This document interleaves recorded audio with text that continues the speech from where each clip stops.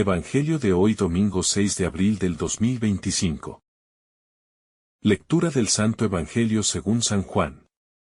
Capítulo 8, versículo 1 al 11. En aquel tiempo, Jesús se retiró al monte de los Olivos. Al amanecer se presentó de nuevo en el templo. Y todo el pueblo acudía a él, y, sentándose, les enseñaba. Los escribas y los fariseos le traen una mujer sorprendida en adulterio.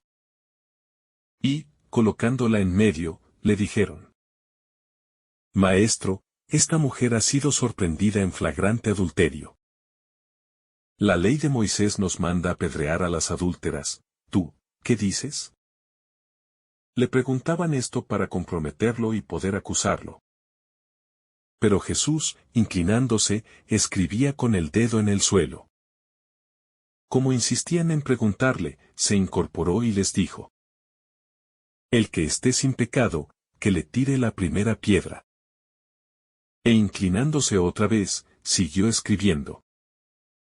Ellos, al oírlo, se fueron escabullendo uno a uno, empezando por los más viejos, y quedó solo Jesús, con la mujer en medio, que seguía allí delante.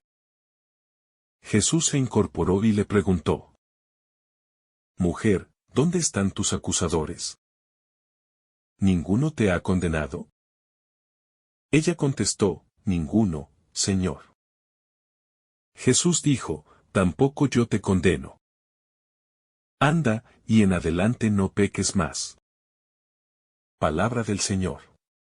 Gloria a ti, Señor Jesús. Al amanecer, Jesús vuelve al templo. La escena inicia con un contraste muy profundo. Mientras la luz del día comienza a abrirse paso sobre Jerusalén, en el corazón de los hombres aún se aloja una oscuridad densa. La del juicio, la del deseo de condenar. La del poder mal utilizado. Jesús, la luz verdadera, se sienta a enseñar. Pero su enseñanza no se limitará a palabras. Será una manifestación de la sabiduría divina. De una pedagogía que revela el rostro misericordioso de Dios.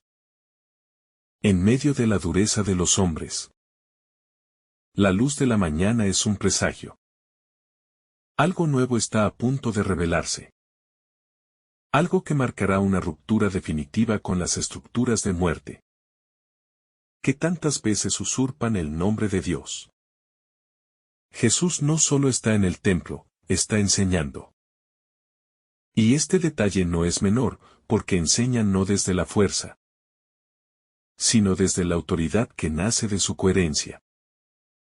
Mientras los escribas y fariseos recurren a la ley como espada, Jesús utiliza la palabra como medicina.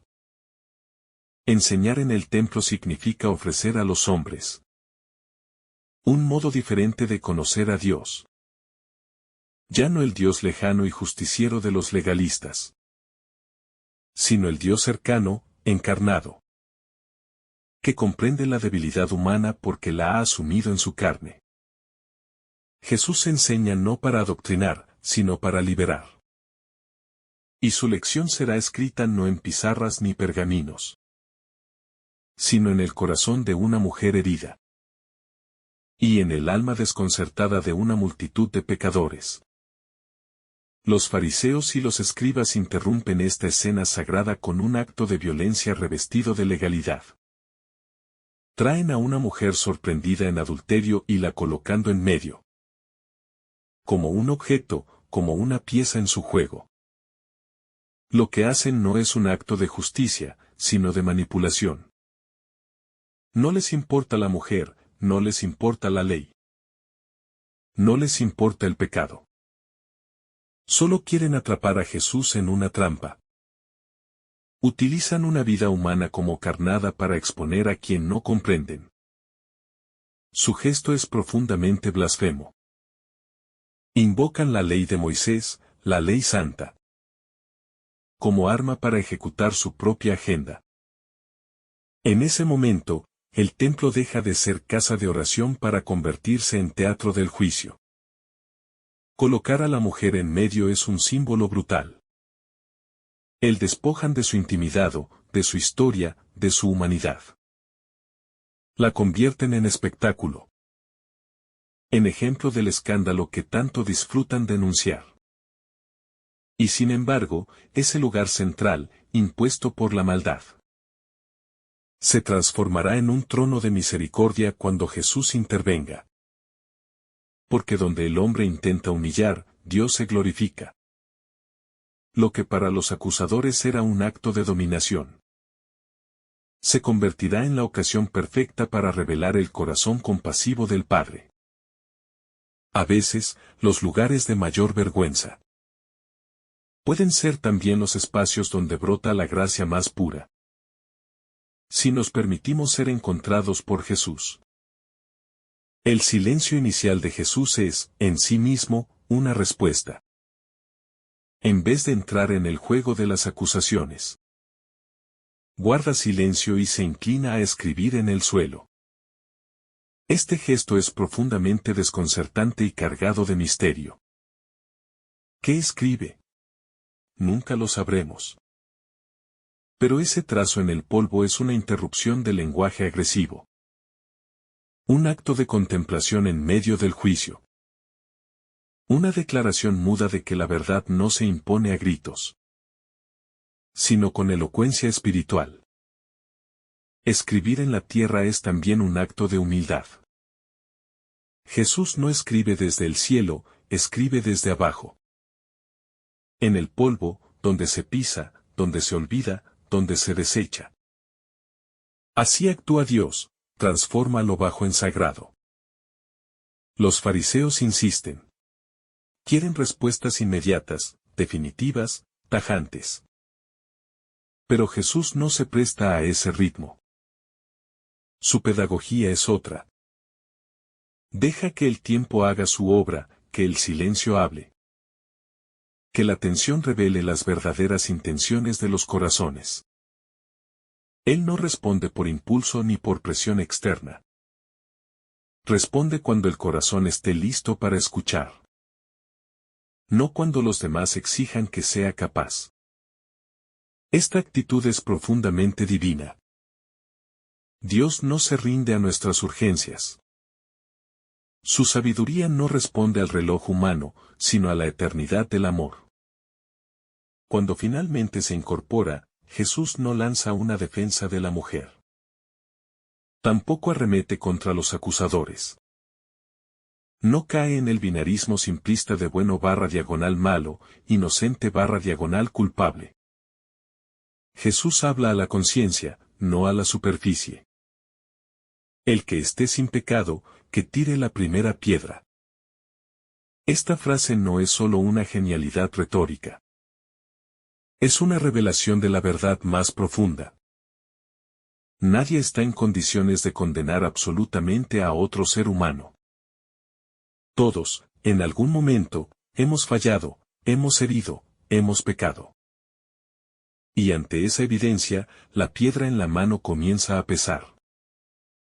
No por su material, sino por la culpa que cada uno arrastra en silencio. El efecto es inmediato, pero silencioso. Uno a uno, los acusadores se van retirando. Comenzando por los más viejos. No hay gritos, no hay réplicas, no hay resistencia. Solo un goteo de pasos que se alejan. Este detalle es maravilloso. La sabiduría del tiempo representada por los mayores reconoce más rápidamente su fragilidad. Los años enseñan que todos hemos caído. Que todos necesitamos misericordia. Y esa conciencia se desarma más rápido. Jesús no gana una discusión. Jesús provoca una conversión. No vence con argumentos, vence con verdad. La escena se vacía. Solo Jesús queda ni la mujer. El juicio público se transforma en un encuentro íntimo. Dos soledades que se encuentran. La del Dios que vino a salvar y la de la criatura que necesita salvación. En ese silencio compartido hay una revelación inmensa. La mujer, que antes estaba rodeada de condena, ahora está rodeada de gracia. Lo que era vergüenza, se convierte en espacio sagrado. Jesús no le pregunta nada sobre su pasado, no le exige explicaciones. Su presencia es suficiente para sanar. El amor no necesita justificarse cuando es verdadero. ¿Nadie te ha condenado?, pregunta Jesús, con una ternura insondable. No es una pregunta retórica. Es una invitación a reconocer el milagro. Todos se han ido, nadie la ha condenado. Pero más aún, es una pregunta que la impulsa a reconocerse digna, viva, redimida. El nadie de la mujer no es solo una respuesta. Es un suspiro de alivio, una confesión de libertad. Un comienzo de sanación. La voz que antes estaba callada, ahora se escucha. El silencio obligado se rompe para decir que la condena ya no existe. El miedo se disipa y surge la esperanza. Yo tampoco te condeno. Esta frase es el corazón del Evangelio. Dios no condena, Dios salva. Jesús, el único sin pecado. El único que podía lanzar la piedra, elige no hacerlo. Y en ese gesto, nos revela que el amor siempre será más fuerte que la justicia retributiva. No porque niegue el pecado, sino porque apuesta por la redención. Esta frase no es una excusa para pecar. Es una declaración de confianza en la capacidad de la persona para cambiar. Es el acto supremo de fe en el ser humano herido. Vete, y no peques más. Este mandato final no es un castigo disfrazado, sino una misión. Jesús no le impone cadenas, le entrega ay. La libera no solo del juicio, sino de la esclavitud del pecado. Su pasado ya no tiene poder sobre ella. Su presente está lleno de posibilidades. Su futuro puede ser distinto. No hay mejor forma de agradecer el perdón recibido que intento vivir en fidelidad. Esta es la pedagogía divina. Primero salva, luego invita a cambiar. Primero ama, luego transforma. Primero libera, luego enseña a caminar. Lo que ocurre con esta mujer es profundamente escandaloso para el pensamiento religioso de su tiempo. Porque pone en tela de juicio no solo una actitud, sino toda una estructura de creencias basada en la condena y el castigo. Jesús desarma esa visión desde la raíz. En vez de alimentar la mentalidad de exclusión, abre un camino nuevo, donde la justicia es inseparable de la misericordia. Su acción no ignora el pecado, pero lo aborda desde la compasión, rompiendo con siglos de tradición legalista. Esto no es solo una intervención particular. Es una revolución espiritual. Nos enseña que Dios no se complace en vernos caer, sino que se glorifica en vernos levantarnos. El texto no menciona si la mujer se arrepintió verbalmente. Y eso es algo poderoso. Nos muestra que el arrepentimiento verdadero muchas veces no necesita palabras. A veces es suficiente con estar en presencia del amor para que el corazón se ablande. Hay conversiones silenciosas, discretas, casi imperceptibles, pero que transforman profundamente. El encuentro con Jesús no necesita espectáculo. La gracia actúa sin ruido, como la semilla que germina bajo tierra. Este pasaje nos ayuda a valorar esas conversiones interiores, que no buscan aplausos ni reconocimientos, sino simplemente vivir de una manera nueva. El rostro de la mujer no está descrito, pero podemos imaginarlo. Tal vez asustado, tal vez humillado. Tal vez endurecido por las heridas de una vida difícil. Jesús no se detiene en su pecado, sino que la mira más allá de su historia. Le ve potencial, le ve belleza, le ve un futuro. Cuánto bien nos aprendería a mirar así.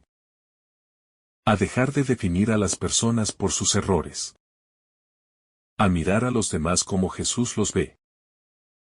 Como historias en proceso. Como terrenos fértiles donde aún puede florecer algo hermoso.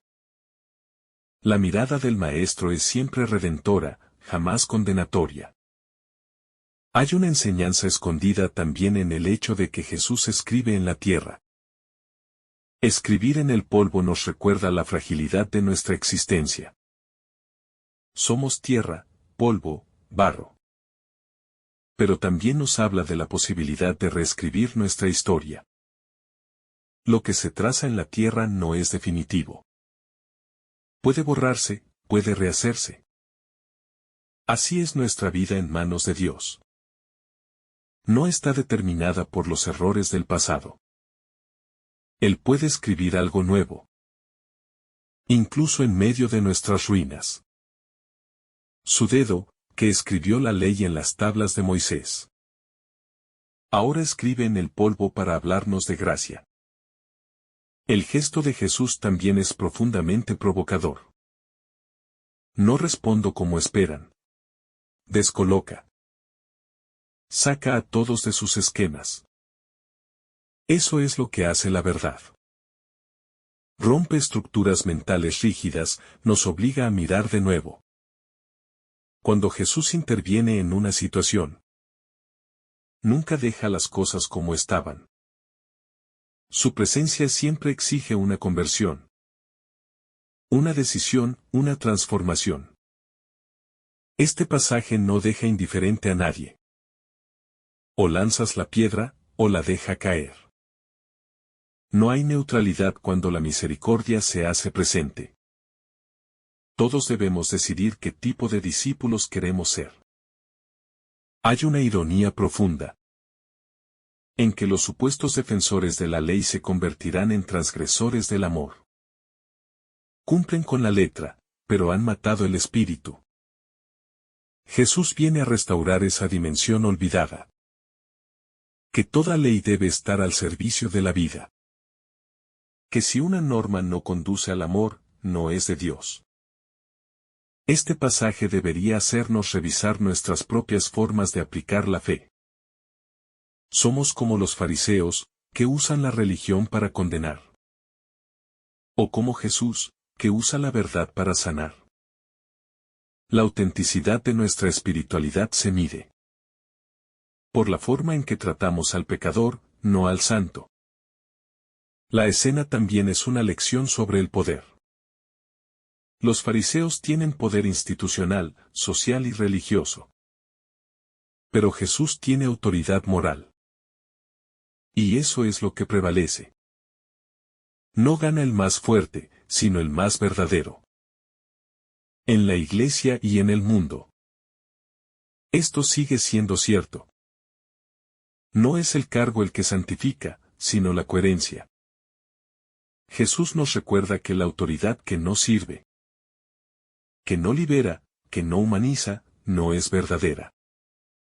Toda forma de poder que no se pone al servicio del otro, termina siendo una piedra más en la mano del acusador.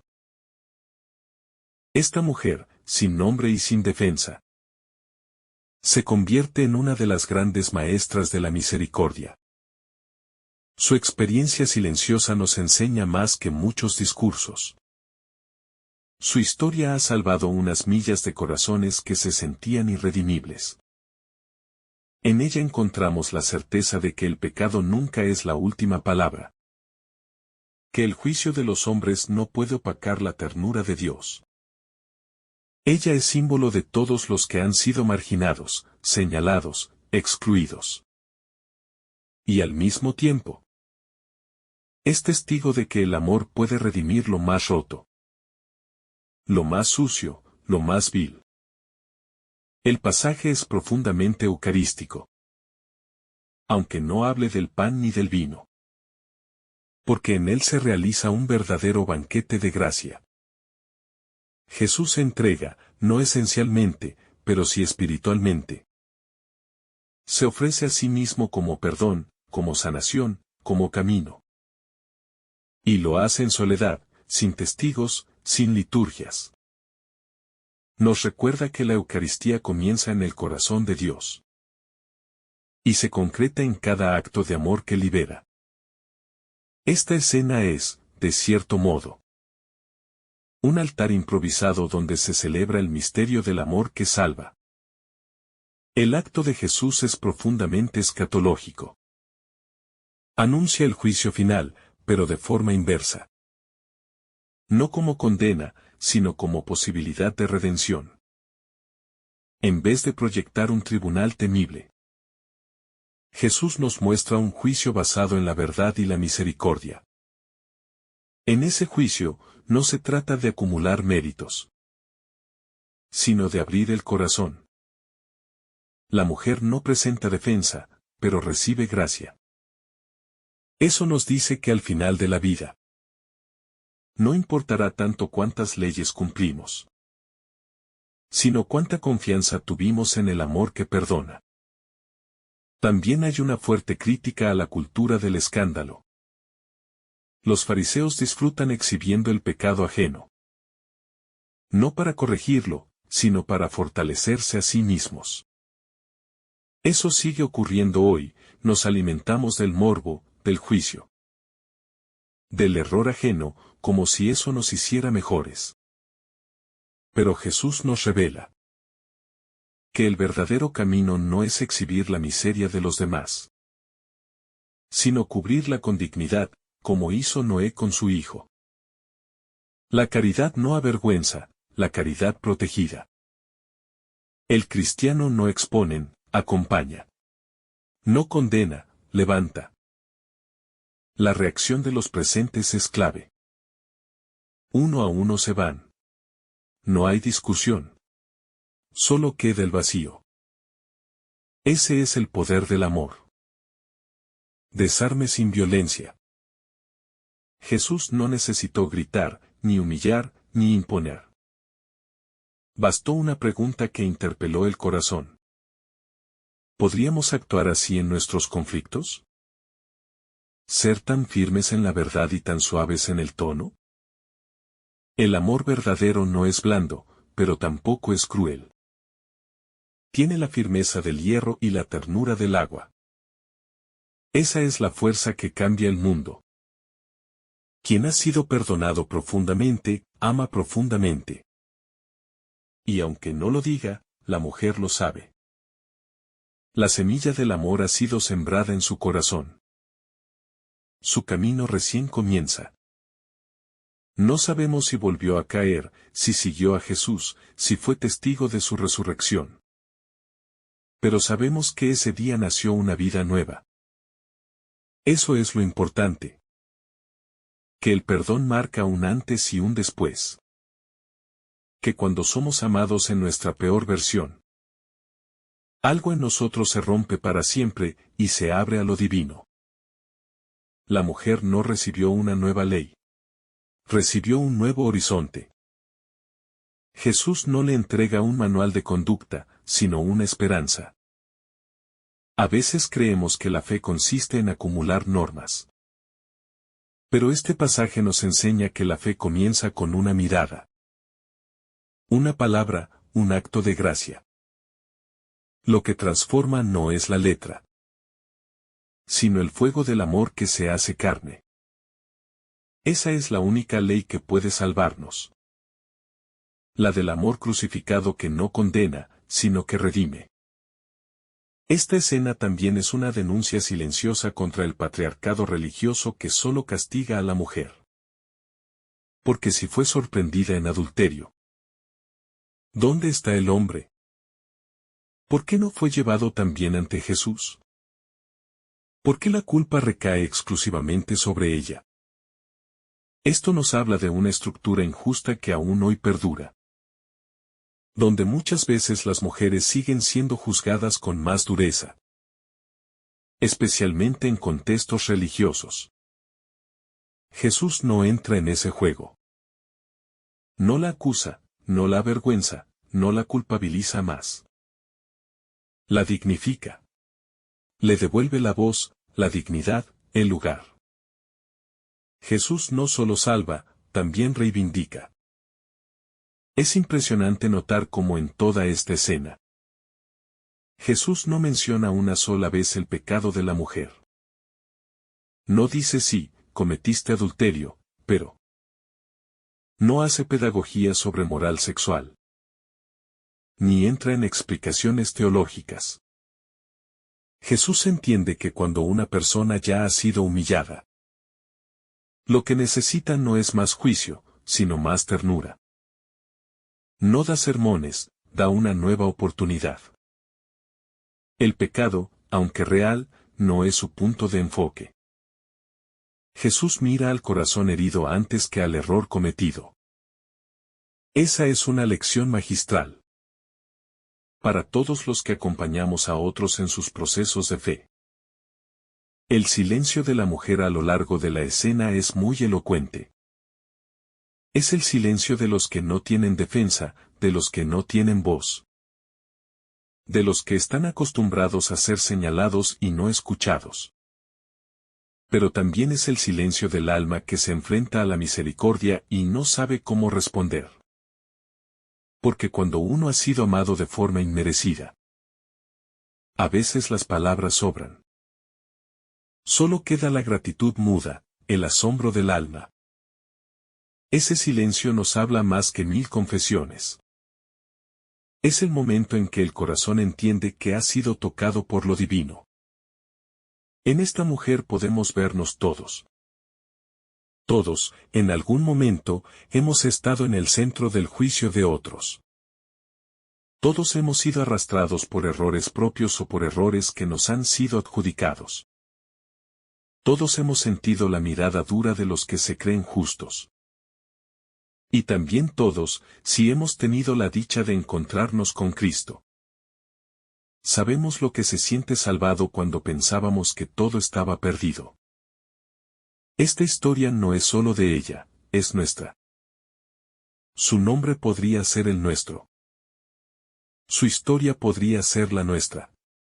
Su redención, también. La postura de Jesús es la de quien no se deja presionar por los sistemas de poder. No se alinea con los fariseos, pero tampoco niega el valor de la ley. Hace algo mucho más revolucionario.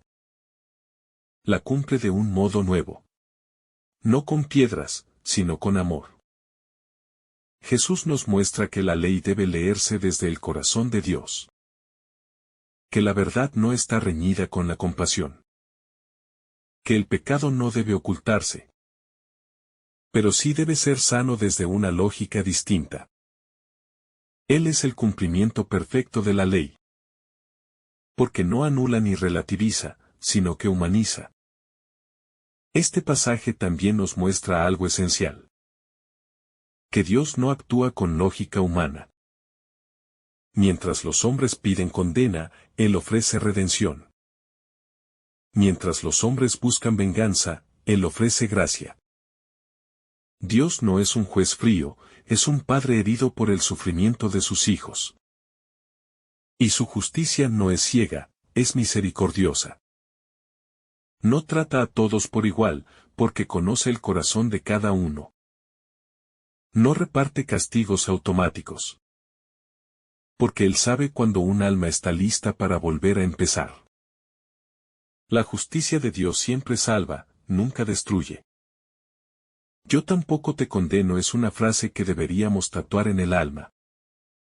Porque no viene de cualquiera. Viene del Hijo de Dios. Del único que podría, con todo derecho, condenarnos. Y sin embargo, escoge no hacerlo. Ese acto revela el abismo entre nuestra lógica y la suya. Nosotros muchas veces queremos justicia para los demás y misericordia para nosotros. Jesús invierte la ecuación. Ofrece misericordia a todos. Porque sabe que solo ella puede realmente transformar. La condena puede detener el mal, pero solo el amor lo sano. El mandato final de Jesús no es una imposición moralista. Es una invitación a vivir de forma distinta. No pequeños más no es una amenaza, es una esperanza. Es como si dijera: ya viste lo que mi amor puede hacer en ti. Ahora vive desde esa experiencia. No le dice cómo debe comportarse, ni le exige una prueba. Le entrega la posibilidad de una vida nueva. Y ese es el corazón del Evangelio. Ofrécenos la gracia de comenzar de nuevo. De vivir no desde el miedo a la condena, sino desde la alegría del perdón. Este encuentro nos revela que el juicio verdadero se produce cuando somos confrontados con el amor. No cuando alguien nos dice que hicimos mal, sino cuando alguien nos ama a pesar de lo que hicimos. Ese amor desarma, transforma, quebranta y reconstruye. Por eso la mujer se va en silencio. Porque ha recibido la lección más poderosa de su vida. No con palabras, sino con actos. Jesús la miró y la rescató. Eso basta para convertir a cualquiera. Lo demás vendrá por añadidura. Cada vez que señalamos a alguien con juicio implacable, estamos siendo fariseos. Cada vez que usamos la ley para aplastar y no para liberar, estamos traicionando el espíritu de Jesús. Este pasaje nos llama a revisar nuestras actitudes personales y comunitarias. ¿Con qué rostro mostramos a Dios? ¿Con qué palabras lo representamos? ¿Hacemos que los demás se acercan a Él? ¿O los alejamos con nuestra dureza? Esta escena debe ser un espejo para la Iglesia. ¿Somos más como Cristo o como los que llevan piedras? Jesús no necesitó declarar la inocencia de la mujer. Porque el perdón de Dios no depende de si somos inocentes o culpables, sino de si estamos dispuestos a recibir su gracia. Esa es la gran diferencia con los juicios humanos. Nosotros perdonamos al que nos demuestra que no hizo mal.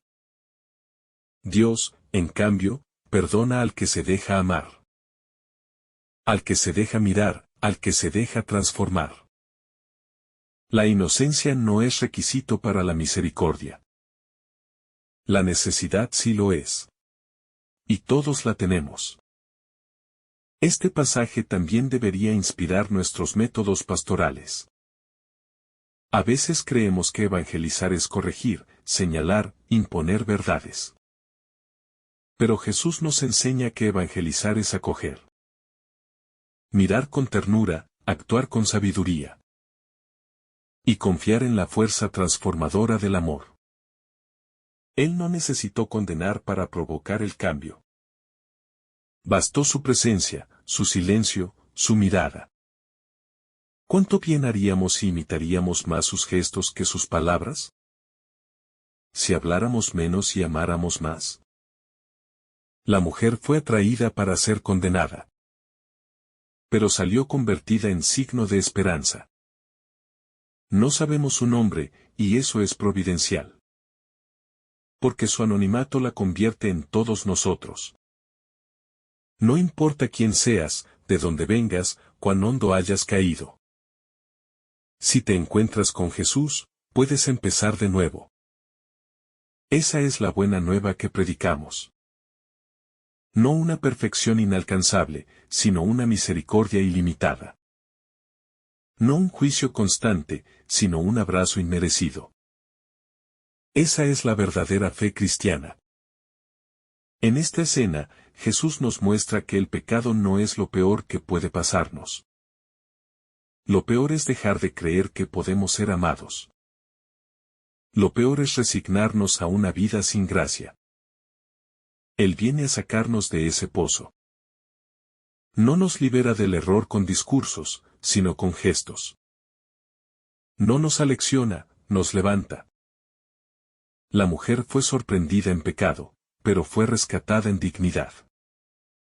Jesús no la definió por su caída, sino por su capacidad de amar.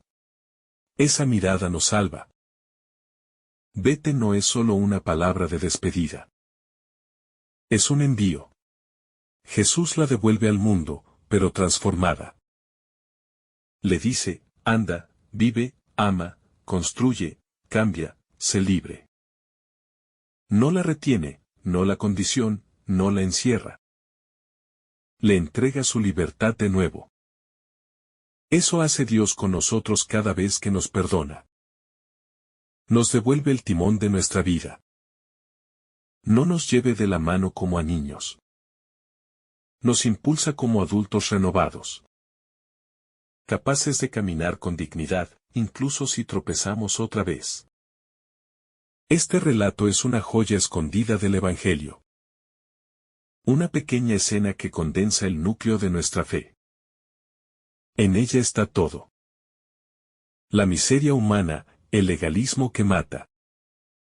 La compasión divina, el perdón gratuito. La dignidad restaurada, la libertad concedida, la esperanza reavivada. No necesitamos más para comprender quién es Jesús y qué quiere hacer en nosotros. Si este fuera el único texto que tuviéramos del Evangelio, bastaría para creer.